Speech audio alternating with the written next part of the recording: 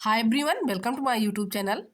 तो आज का हमारा वीडियो ईवीएस से है। इस वीडियो में हम ईवीएस के कुछ प्रीवियस ईयर के प्रश्नों को कवर करेंगे जो कि सीटेट पेपर फर्स्ट के लिए मोस्ट इंपॉर्टेंट है। आने वाला जो सीटेट एग्जाम जुलाई में होगा, जुलाई 2025 में, तो वो उसके लिए जो है ये सारे क्वेश्चन देखिएगा। तो ये सारे क्वेश्चन जो है तो बहुत ही महत्वपूर्ण है। तो आइए चलिए देखिए, इसमें पहला वाला क्वेश्चन देखिएगा। तो पहला वाला क्वेश्चन है कि माउंट एवरेस्ट भाग है। अब माउंट एवरेस्ट जो है तो किसका भाग है? भारत का भाग है, या तिब्बत का भाग है, या फिर नेपाल का भाग है, या देखिएगा फोर्थ वाला ऑप्शन कि म्यांमार का भाग है। तो देखिए कि जो माउंट एवरेस्ट भाग है, माउंट एवरेस्ट की जो चोटी है वो भाग जो है तो वो नेपाल का हिस्सा है। राइट आंसर इसका हो जाएगा ऑप्शन नंबर 3। अब आइए देखिएगा अगला वाला क्वेश्चन देखिएगा। तो नेक्स्ट क्वेश्चन है कि रीना दिल्ली में रहती है और वह ग्वालियर में अपनी मौसी के पास जाना चाहती है। अब उसे किस दिशा में यात्रा करनी चाहिए? देखिएगा दिशा वाले से जो है तो वो क्वेश्चन जरूर पूछा जाएगा। तो चलिए देखिए, पहला वाला ऑप्शन है कि पूर्व में, उसके बाद सेकंड है पश्चिम में, थर्ड है कि दक्षिण में, तथा फोर्थ है कि उत्तर में। तो देखिए कि रीना जो है तो वो दिल्ली में रहती है। अब उसे जो है ग्वालियर में, उसकी मौसी जो है तो ग्वालियर में रहती है, तो वो ग्वालियर जाना चाहती है। अब उसे जो है तो यात्रा करना पड़ेगा दक्षिण दिशा का। राइट आंसर इसका हो जाएगा ऑप्शन नंबर 3। अब चलिए देखिएगा नेक्स्ट वाला क्वेश्चन देखिए कि उस वैज्ञानिक का नाम है जिसने सर्वप्रथम मच्छर के पेट में झांका और साबित किया कि मच्छर मलेरिया फैलाते हैं, और उनके शोध के लिए दिसंबर 1902 में चिकित्सा में नोबेल पुरस्कार से सम्मानित किया गया था। यानी उस वैज्ञानिक को जो है तो नोबेल पुरस्कार से सम्मानित किया गया था जिसने ये मच्छर के पेट में झांका तथा साबित किया कि मच्छर जो है तो मलेरिया फैलाते हैं। अब उसकी शोध के लिए उन्हें जो है तो 1902 दिसंबर 1902 में तो चिकित्सा में नोबेल पुरस्कार से सम्मानित किया गया। तो उस वैज्ञानिक का नाम बताना है। तो आइए देखिएगा, पहला वाला ऑप्शन है कि चार्ल्स डार्विन को, यानी चार्ल्स डार्विन को नोबेल पुरस्कार दिया गया था, या फिर ग्रेगर मेंडल को, या जॉर्ज मिस्ट्राल को, या अगला वाला ऑप्शन देखिएगा कि रोनाल्ड रास को।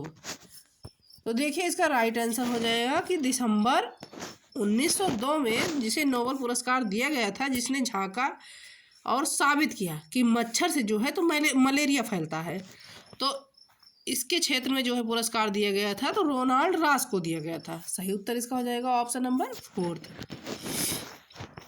अब चलिए देखिए अगला वाला क्वेश्चन देखिएगा कि अल बरूनी कौन था। अब अल बरूनी जो है तो वो कौन था?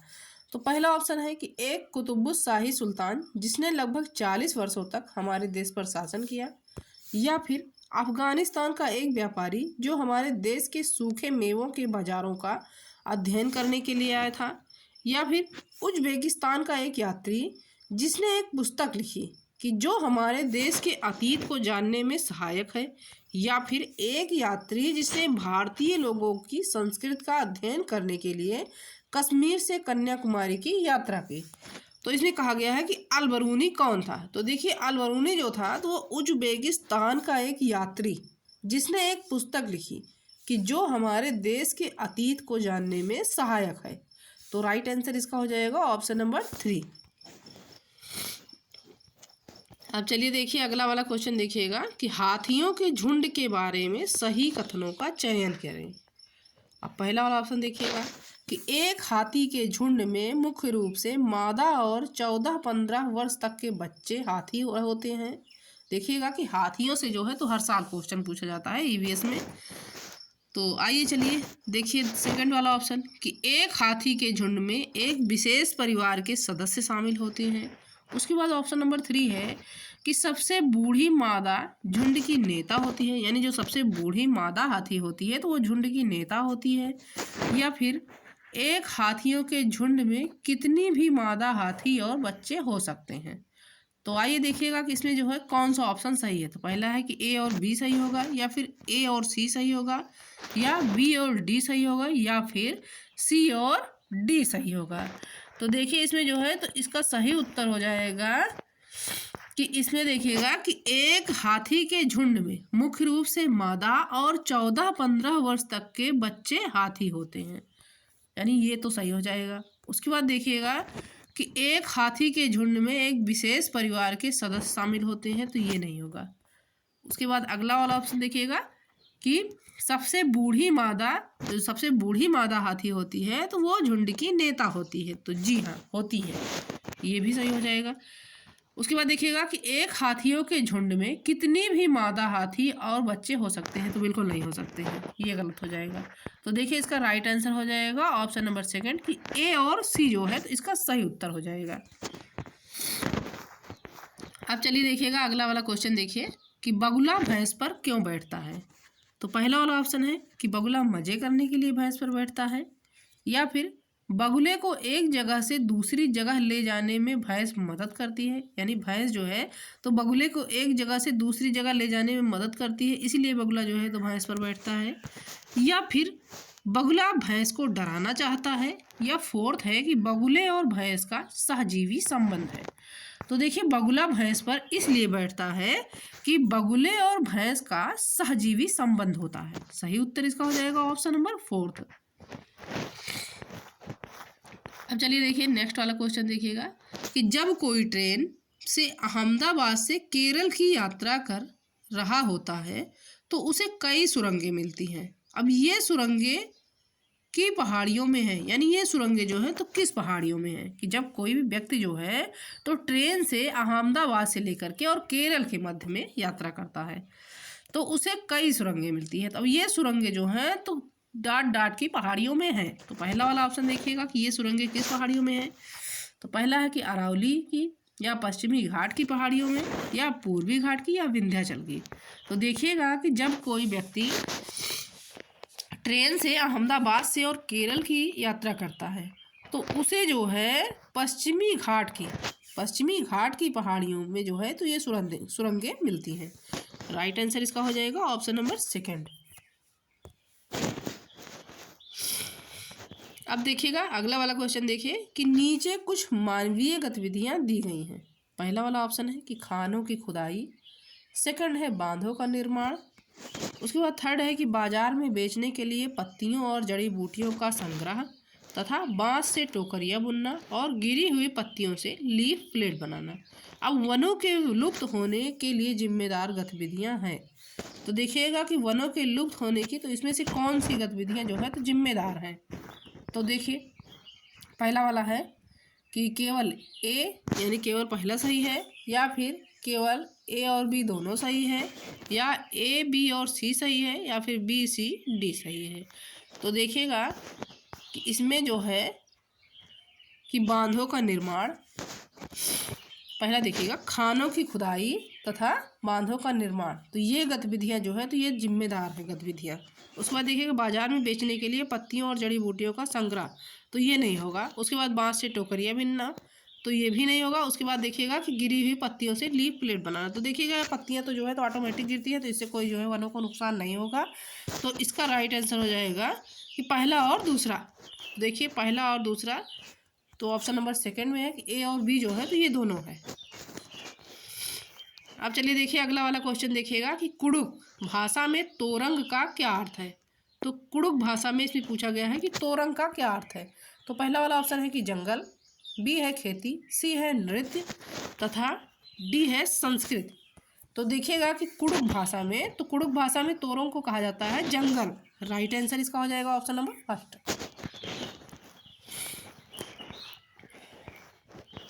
अब देखिएगा अगला वाला क्वेश्चन देखिए, क्वेश्चन नंबर 10 है कि निम्नलिखित में से कौन सा खाना पकाने का अच्छा अभ्यास है।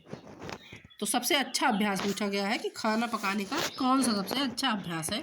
तो पहला है कि सब्जियों को काटकर बहते पानी में धो ले, यानी पानी बह रहा हो उसी में जो है तो सब्जियों को काटकर धो ले, तो ये सबसे अच्छा अभ्यास हो सकता है। या फिर सब्जियों को काटने और पकाने से पहले कुछ देर धूप में रखें, यानी ये सबसे जो है तो खाना पकाने के लिए सबसे अच्छा अभ्यास होगा। या फिर बैक्टीरिया को मारने के लिए सब्जियों को डीप फ्राई करके पकाएं, या सब्जियों को अच्छे से धोकर फिर काट लें। देखिएगा डीप फ्राई मतलब कि जो है तो धीमी आंच में। तो देखिए कि इसमें सबसे अच्छा ऑप्शन पूछा गया है, यानी सबसे अच्छी विधि कौन सी है कि खाना पकाने के लिए। तो सबसे अच्छा अभ्यास जो है तो खाना पकाने के लिए सबसे अच्छा अभ्यास यही है कि सब्जियों को अच्छे से धोकर फिर काट ले, यानी सब्जियों को काटने से पहले धो ले। तो सबसे अच्छा अभ्यास जो होगा तो यही होगा। तो सही उत्तर इसका हो जाएगा ऑप्शन नंबर 4। अब आइए अगला वाला क्वेश्चन देखिएगा कि निम्नलिखित कर्तव्यों जिम्मेदारियों का अध्ययन करें। अगला है कि दूसरों का बैग ले जाने में मदद करें, समूह को अपना अनुसरण करने दें और सबसे आगे रखें।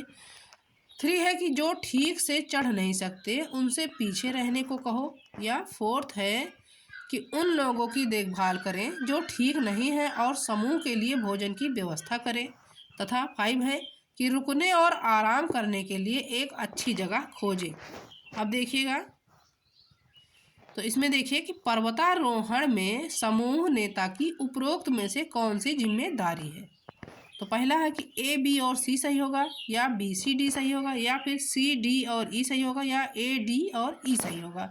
तो देखिए इसका राइट आंसर हो जाएगा कि A, D और E सही होगा। सही उत्तर इसका हो जाएगा कि A, D और E सही होगा। तो अब देख लीजिएगा A, D और E। तो पहला है कि दूसरों का बैग ले, यानी कर्तव्यों और जिम्मेदारियों के अध्ययन में तो दूसरों का बैग ले जाने में मदद करें, ये सही होगा। तथा उसके बाद देखिएगा कि उन लोगों की देखभाल करें जो ठीक नहीं है और समूह के लिए भोजन की व्यवस्था करें, ये सही होगा कर्तव्यों के लिए। उसके बाद रुकने और आराम करने के लिए एक अच्छी जगह खोजें, तो ये सही होगा। तो A, D और E जो है तो इसका राइट आंसर हो जाएगा। अब देखिएगा अगला वाला क्वेश्चन कि पोचमपल्ली एक गांव है जो विशेष कपड़े के लिए प्रसिद्ध है, जिसे पोचमपल्ली भी कहा जाता है। अब यह गांव का हिस्सा है। तो देखिए यह गांव जो है तो कहाँ का हिस्सा है। तो पहला है कि केरल का, सेकंड है कर्नाटक का, थर्ड है आंध्र प्रदेश का, तथा 4th है तमिलनाडु का। तो देखिए पोचमपल्ली जो है तो एक गांव है जो विशेष कपड़े के लिए प्रसिद्ध है, तो जिसे कहा जाता है पोचमपल्ली भी कहा जाता है। तो ये गांव जो है तो एक आंध्र प्रदेश का हिस्सा है। सही उत्तर इसका हो जाएगा ऑप्शन नंबर 3। अब देखिएगा अगला वाला क्वेश्चन कि एक छात्र पसंद और नापसंद की चर्चा करते हुए कहता है, मैं और मेरी माँ दोनों को सांप खाना बहुत पसंद है। जब भी हमारा सांप खाने का मन करता है हम पास के एक होटल में जाते हैं और लिंगहू फेन खाते हैं, यानी सांप से बनी डिश को कहा जाता है लिंगहू फेन। अब यह छात्र जो है तो ये कहाँ का होना चाहिए, जो कि सांप की बनी जो है चीज़ों से डिश खाना पसंद करता है, जिसे कहा जाता है लिंगहू फेन। अब ये छात्र पूछा गया है कि ये छात्र जो है तो ये कहाँ का होना चाहिए। तो पहला वाला ऑप्शन है कि असम का, सेकंड है हांगकांग का, थर्ड है उड़ीसा का, तथा 4th है अरुणाचल प्रदेश का।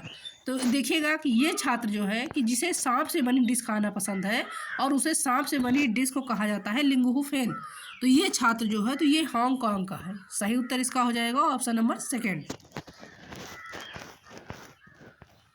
अब देखिएगा अगला वाला क्वेश्चन देखिए कि मधुबनी चित्रों के बारे में सही कथनों का चयन करें। तो फर्स्ट वाला ऑप्शन है कि इन चित्रों को बनाने में नील, हल्दी, फूलों तथा वृक्षों के रंगों का जो है प्रयोग किया जाता है। सेकंड है कि चित्रों में मनुष्य, पशु, पेड़, फूल, पक्षी, मछली आदि को दर्शाया गया है।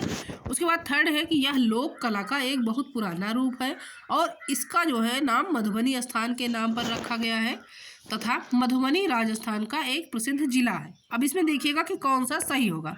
तो पहला वाला ऑप्शन है कि A, C, D, यानी A, C और D वाला ऑप्शन सही होगा, या फिर A, B, D सही होगा, या अगला वाला देखिएगा कि B, C और D सही होगा, या A, B, C सही होगा। तो देखिएगा इसमें कौन सा सही होगा। तो पहला है कि इन चित्रों को बनाने में नील, हल्दी, फूलों तथा वृक्षों के रंगों का प्रयोग किया जाता है, तो बिल्कुल किया जाता है। उसके बाद देखिएगा कि चित्रों में मनुष्य, पशु, पेड़, फूल, पक्षी, मछली आदि को दर्शाया जाता है, तो जी हाँ दर्शाया जाता है इसमें मधुबनी पेंटिंग में। उसके बाद अगला है कि यह लोक कला का एक बहुत पुराना रूप है और इसका नाम मधुबनी स्थान के नाम पर रखा गया है, तो बिल्कुल ये भी सही है। लेकिन ये वाला जो है कि मधुबनी राजस्थान का एक प्रसिद्ध जिला है, तो ये नहीं है। मधुबनी जो है तो ये बिहार का एक प्रसिद्ध जिला है। तो सही उत्तर इसका हो जाएगा ऑप्शन नंबर 4 कि A, B और C सही होगा। तो राइट आंसर इसका हो जाएगा ऑप्शन नंबर 4। अब अगला वाला क्वेश्चन देखिएगा, यानी इस वीडियो का सबसे लास्ट वाला क्वेश्चन है कि पर्वतारोही के लिए निम्नलिखित में से कौन सा सबसे महत्वपूर्ण है। तो पहला है सोने का थैला, उसके बाद ऑक्सीजन किट, कंबल या मसाल। तो देखिए पर्वतारोहियों के लिए तो सबसे महत्वपूर्ण जो होता है तो वो उनका ऑक्सीजन का किट होता है, क्योंकि ऊंचाई पर जाने पर तो जो है तो ऑक्सीजन नहीं मिलता है, तो इसीलिए जो है तो पर्वतारोही अपने साथ ऑक्सीजन सिलेंडर लेकर जाते हैं। तो राइट आंसर इसका हो जाएगा ऑक्सीजन किट, यानी पर्वतारोहियों के लिए तो सबसे महत्वपूर्ण साधन जो है तो वो है ऑक्सीजन किट।